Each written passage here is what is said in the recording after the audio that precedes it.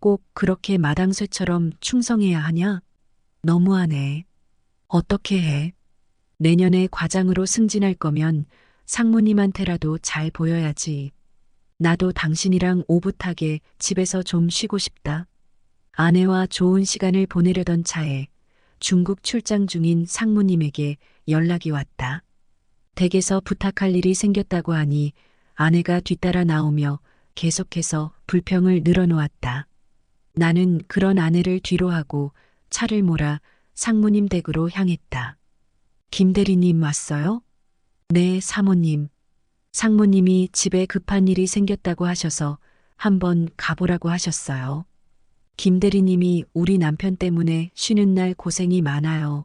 와이프가 싫어하겠다. 아니에요.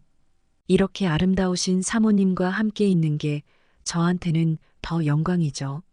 상무님의 아내는 나보다 10살 정도 어린 듯 보였고 흰색 스키니진에 밝은색 티셔츠를 입고 있어 마치 20대 후반의 젊은 여성 같았다.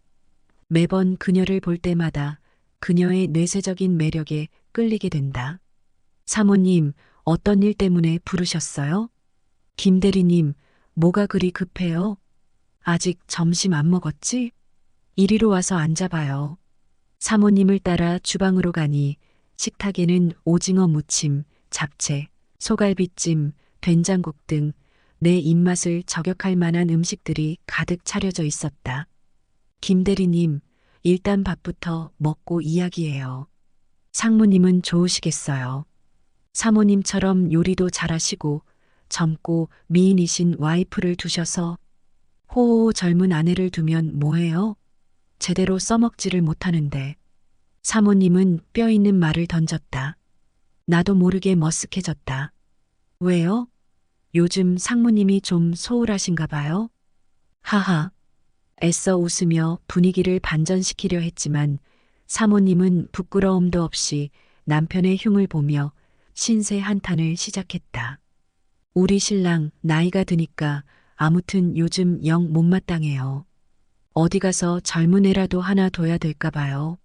요즘 상무님이 너무 바빠서 나와 대화할 시간도 없어. 하루 종일 회의에 쫓기고 저녁도 집에서 먹는 날이 거의 없으니 그녀의 목소리에는 서운함이 가득 담겨 있었다. 그래도 바쁘신 만큼 일이 잘 되신다는 뜻이겠죠? 내가 대꾸하자 사모님은 씁쓸한 웃음을 지으며 고개를 저었다.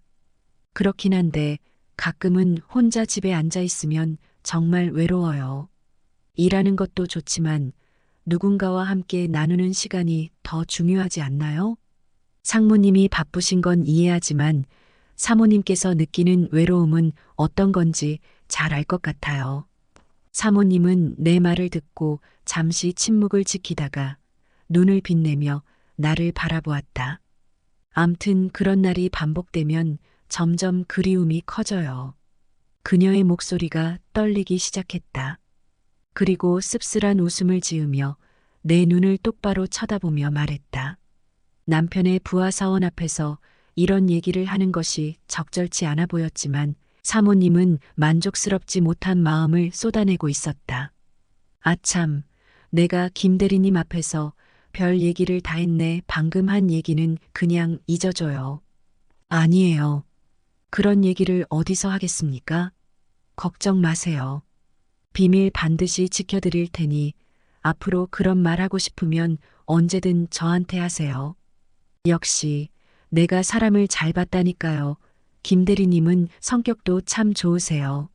상무님의 아내는 밥 먹는 내 모습을 흐뭇하게 바라보며 웃고 있었다. 그런 그녀를 의식하며 내 마음속에서는 묘한 감정이 싹트기 시작했다.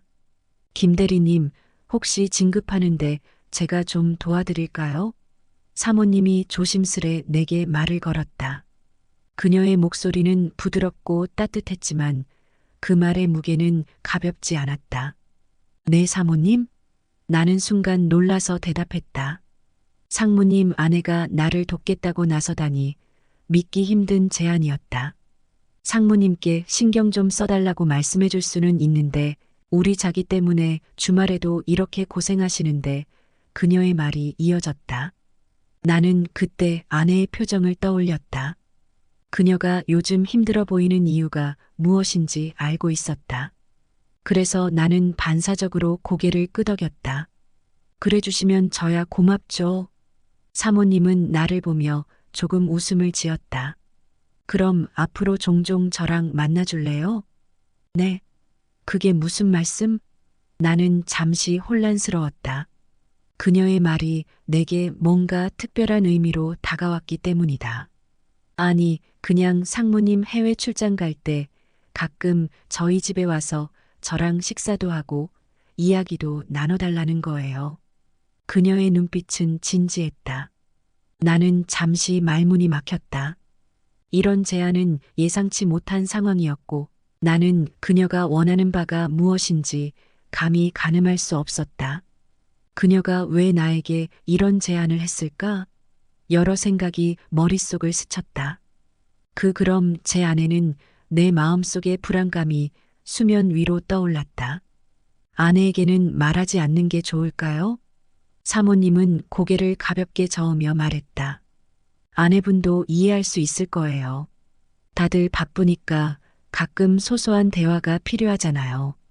그녀의 말이 더욱 나를 혼란스럽게 만들었다. 하지만 상무님의 도움을 받을 수 있다면 내 경력에 긍정적인 변화를 가져올 수도 있다는 생각이 들었다. 알겠습니다. 나는 대답하며 동시에 그 상황이 어떻게 전개될지에 대한 불안과 기대가 뒤섞였다. 안녕하세요. 올해 37세, 10년차 직장인이자 결혼 5년차 유부남입니다. 학창시절 성적이 무엇보다 중요했던 시기가 있었습니다. 고3 수험생이 되었을 땐 수능 점수가 내 인생의 전부인 듯 느껴졌고 어느 대학에 가느냐가 큰 고민이었습니다. 준수한 내신과 수능 점수에도 불구하고 어려운 가정 형편 덕분에 가까운 지방 국립대학에 입학하게 되었습니다.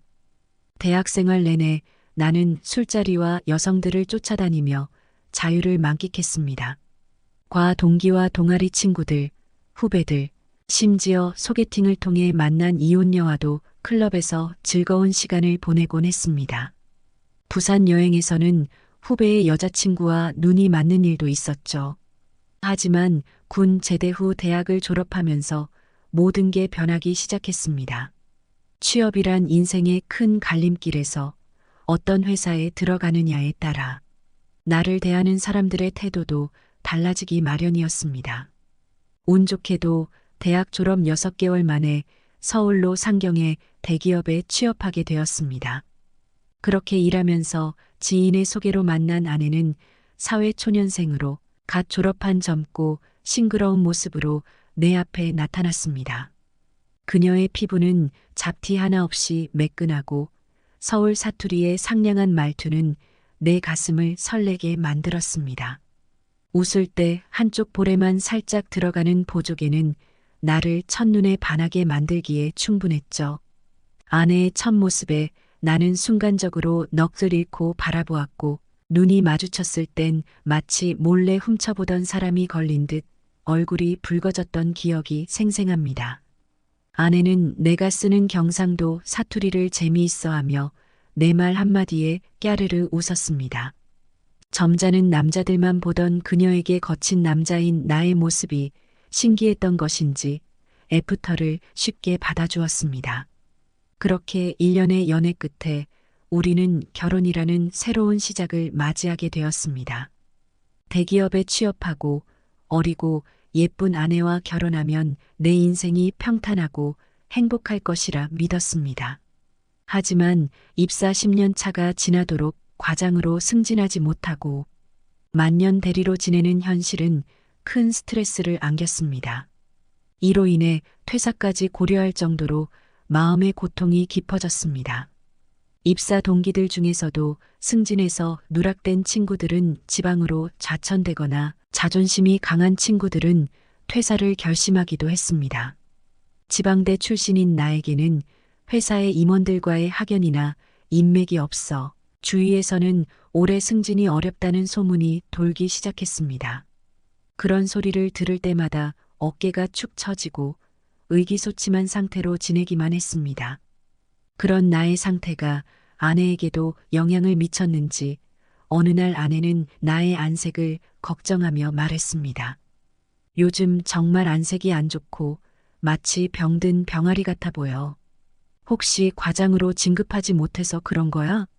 그 말은 내 마음에 큰 파장을 일으켰습니다. 아내는 여보, 내가 알아봤는데 당신 회사의 박 상무님이 우리 막내 삼촌과 대학 동창이라고 하더라. 이참에 삼촌에게 전화해서 부탁해 볼까? 라고 제안했습니다. 그 말은 정말로 내 정신을 번쩍 들게 했습니다. 지푸라기라도 잡고 싶은 심정으로 아내의 제안을 수락했고 아내는 작은 삼촌을 통해 박 상무님의 아내인 사모님을 먼저 찾아뵈기로 했습니다. 며칠 뒤 사모님을 만나 인사를 하고 온 아내는 얼굴에 밝은 미소를 띠고 있었습니다. 우연히도 사모님이 아내와 같은 대학 동문이라는 인연 덕분인지 사모님은 우리를 최대한 도와주겠다는 긍정적인 언지를 주셨다고 합니다. 그 순간 나는 비로소 희망의 불씨를 느낄 수 있었습니다. 대기업에서 임원을 달기는 하늘의 별따기 수준이라는데 박상무님은 초고속 승진을 거듭하여 올해 48살의 상무직에 오른 대단한 분이었다. 젊었을 때는 회사 일밖에 몰라서 30대 후반에서야 결혼을 하게 되었는데 사모님의 나이가 12살이나 어린 분이어서 나보다도 1살이나 어렸다. 솔직히 그날 사모님을 처음 대면하는데 실크 소재의 야시시한 홈드레스를 차려입은 모습에 나도 많이 놀랬다. 왜냐하면 나도 모르게 눈길이 자꾸 사모님 쪽을 훔쳐보게 되더라고요.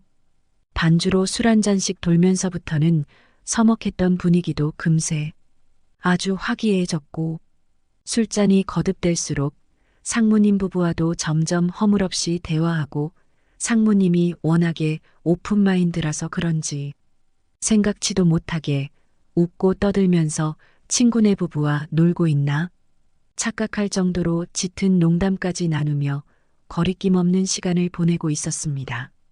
하지만 시간이 지날수록 나는 사모님의 허트러진 모습에 자꾸 신경을 쓰게 되었고 상무님은 내 마누라를 세심히 챙겨주면서 묘한 기류가 형성되기 시작을 했는데 베란다에서 담배를 한 대 피고 나서 돌아와서는 누구 먼저 할 것 없이 서로의 자리를 바꿔 앉게 되었고 상무님은 내 아내와 나는 사모님 곁에 앉아 남은 술자리를 가지게 되었다.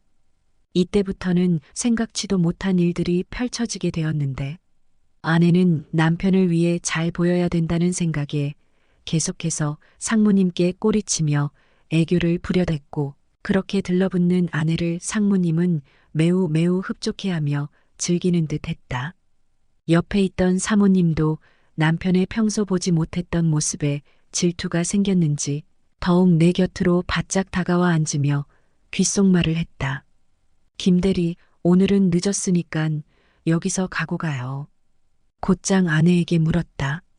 자기야, 사모님이 오늘 술 많이 취했으니깐 여기서 자고 가라는데 당신 생각은 어때? 듣고 있던 상무님까지 가세해. 자고 내일 가는 게 어떻겠냐고 부추긴다. 나야 뭐. 상무님과 친분을 더 쌓을 절호의 기회이다 보니 굳이 거절할 이유가 전혀 없었다. 마지막으로 아내만 오케이 하면 되는 순간이다. 상무님, 저희야 좋죠. 괜히 신세져서 사모님이 고생하실까봐 걱정이죠. 아내는 생각보다 쿨하게 받아들인다. 그런 생각 마세요. 저희도 오랜만에 즐거운 술자리를 가져서 기분이 너무 좋은데요, 뭘. 하하, 당신 혹시 김대리한테 흑심 있는 거 아냐? 왜 김대리 조금 좋아하면 안 되나요? 김대리 나랑 러브샷 해요. 그리고 새벽 3시가 넘어서야 술자리가 끝나고 각자 방에 들어가 자게 되었는데 상무님이 아내를 빌려줄 수 있냐는 제안을 하더군요. 주말 상무님이 우리 부부를 저녁 식사에 초대했습니다. 아내는 올해 30살로 아직 아이가 없어 결혼 전에 날씬한 몸매를 그대로 유지하고 있었습니다. 결혼 후 살집이 약간 붓긴 했지만 그 덕분에 더욱 여성스러운 매력을 뽐내고 있었습니다. 상무님의 집에 도착하자 사모님의 안내를 따라 식탁으로 향했습니다. 넓은 테이블에는 4개의 좌석이 준비되어 있었고 상무님 부부와 마주 앉아 식사를 시작했습니다. 자네 업무 능력도 뛰어나고 꽤 성실한 직원이더군. 그동안 진급이 늦어져 마음고생이 많았겠네. 상무님은 이미 내 프로필을 자세히 살펴본 듯 3년 넘게 진급하지 못한 것에 대해 불운이라며 안타까워했습니다. 그러고는 아내를 요리조리 살펴보며 외모를 칭찬하기 시작했습니다.